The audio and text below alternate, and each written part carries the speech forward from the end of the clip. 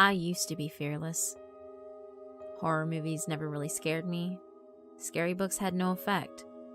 Haunted houses are meaningless. I was never a child who slept with the covers over their face or with a nightlight. As a little girl, I never felt the need to crawl into bed with my mother after having a nightmare. I never really had nightmares to begin with, and the few that I did, most would never consider a nightmare at all. I've simply never been afraid of what goes bump in the night.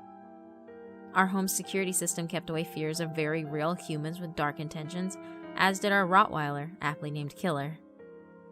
As for threats outside the home, well, who could be afraid in a nice, white, upper-class community? I've lived in a bland bubble all my life, never knowing what fear is. So, why should I ever be afraid of the dark? Up until this moment, I haven't been. I saw it as childish and illogical. Of course, I don't feel that way anymore. I'm writing this to you now as a warning because it's too late for me. I know that now, and it's brought on a surreal sort of calm. When I finish warning you, it will all be over. So forgive me if I'm being long-winded. I enjoyed life a bit more than I was once willing to admit. It all started with what I thought was a virus. I had been linked to a video called Girls and Boys Come Out to Play. It sounded harmless enough. I thought it was an art student's film, perhaps. The person who had linked the video promised it was very good. Well worth watching. I can't remember the video. All I can remember is the feeling it brought up. It wasn't fear, but it was close. I was uncomfortable. I was unnerved. I was also vaguely ill. From then on, things only got worse. The background on my computer had changed to a picture of a disturbed-looking young woman who stared at me from a black abyss. Every now and then, and growing more frequent by the day, strange noises would emit from my computer, even when the sound wasn't on. Screaming, strange laughter, grinding noises. At the time, I was annoyed. The fear hadn't settled in quite yet. Then, the faces started popping up, like those ridiculous screamers that scared my friends in high school. Yet, these were different. They looked real. They were the faces of the dead, and they had died violent deaths. I wish I could say that I stopped using the computer, but I couldn't. My job requires me to use my computer frequently. What was I to do? I had no other computer available to me. I tried to take it in to have the virus removed, but no one could help me. They said there wasn't a virus. They said the computer was fine. Meanwhile, it got worse. The faces weren't just popping up, they would stay. And with those horrible, rotted eyes, they would hold my gaze. I couldn't look away from them and their terrible, mocking grins, and oh God, the smell. My computer forever had a vague stench of death around it. I thought I was going crazy. I thought that perhaps someone was messing with me. The people at the computer repair place didn't know what they were talking about. Something was wrong. But I knew that it had to be something very real that just had to be fixed. So I got a new computer. Everything was fine for a while, but then it all came back. And in full force. Now there were voices. Now there was screaming. Now the rotted faces showed their stinking bodies. I could see every maggot, every fly, every pus-filled crevice. And they were calling to me. Telling me that soon, very soon, I'd be joining them.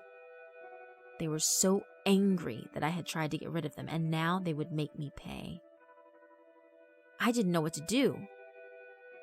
Ignoring the problem wasn't working. Perhaps it came from the emails they had been sending me. I never thought it was the video, not for a second. After all, that just wasn't logical. I was at the end of my rope. Today, I unplugged the computer and began packing. I would go on vacation, clear my head, and pray that everything would be back to normal. A few minutes ago, I realized it would not. The power went out, and for the first time in my life, I felt true fear. I had no idea that in a few moments, it would become mind-numbing. I stumbled through the house looking for a flashlight when I saw that something was still giving off light. The computer. The unplugged computer was on, and the woman in the background was moving, beckoning me over.